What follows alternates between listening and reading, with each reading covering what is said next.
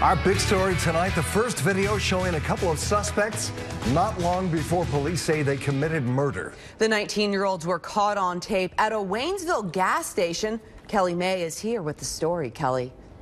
Yeah, Liza, thanks. The gruesome homicide of 18-year-old Justin Back rocked the small towns of Waynesville and Corwin in late January, and until now, all we'd seen of Timothy Mosley and Austin Myers was their mugshots.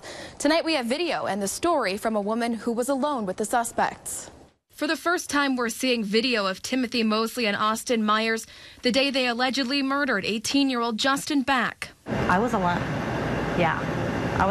It was in the middle of the day. Lauren Patrick didn't realize she was face to face with two murder suspects when she was working in this gas station, January 28th. Just wanted to get $7 in gas. And that was it. We had a friendly exchange. I didn't think anything of it. The video was captured at 12:48 p.m. Just 7 hours later, Justin Back's dad called 911 from their family home on Corwin Road.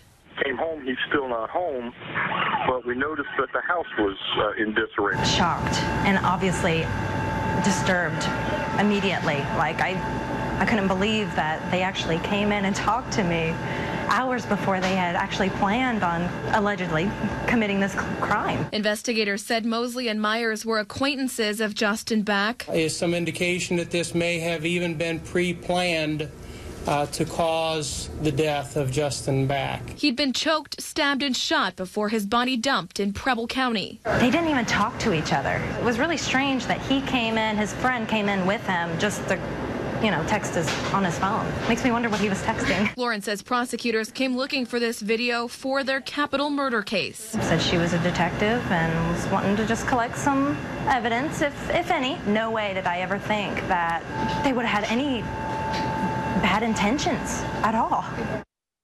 I talked to the Warren County prosecutor today who wouldn't divulge details of the case he's building, but did say there's been some back and forth about when these suspects will be in court next. He expects a status conference in late April.